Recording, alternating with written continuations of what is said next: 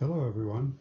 Well, the time has come to bite the bullet and start to replace the switches that I blew out on my Polar Express layout when I accidentally reversed polarity on the accessory circuit.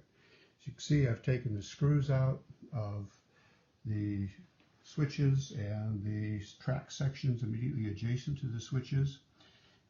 My next move here is going to be to cut along the edge of the plaster cloth and the plaster that is surrounding them so that I will hopefully be able to remove them with minimal damage to the rest of the layout. So I'm going to pause now and go try to get that done, and then I'll come back with a progress update. So this is where I'm at. This is the old switch here, and this is the new switch here. In order to be able to run my wiring up through the hole in the table there, I have to disconnect all of these wires here and then reconnect them after I've fished it up through the hole. I have to remove this jumper here, and then these two wires here have to be connected to the aux out and aux in on the new switch here and here. This is the two connections that I have to make, aux in actually and aux ground. So I will be moving on to do that. With the first switch, I'll do them one at a time so they get the wiring correct and get it all fished correctly, and then I will be moving on to the next one.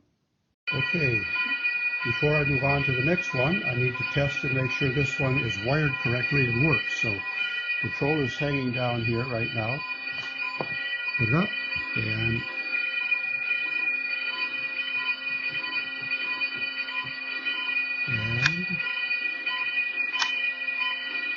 the light is working, the switch is working.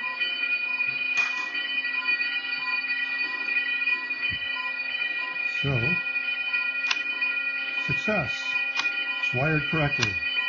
Now, 6 more to go. Okay, we're coming up on the moment of truth for these two new switches that I've just installed. I'm going to turn the power on, and I've got the switch controllers coming up right here, and we will see whether or not we have control and we have power. Let's give it a shot. There'll be a lot of noise from the trains and the signal lights when this starts. Okay, we've got lights. One's throwing, the other one's throwing.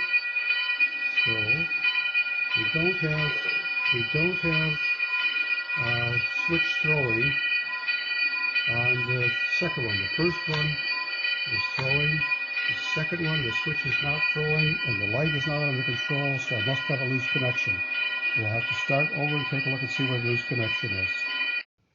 So I started about 135 to replace switches, and I replaced 4 of the switches on this side of the train. I tried to replace them all grouped fairly close together because I had to loosen up the track, and I wanted to only have to do that one time.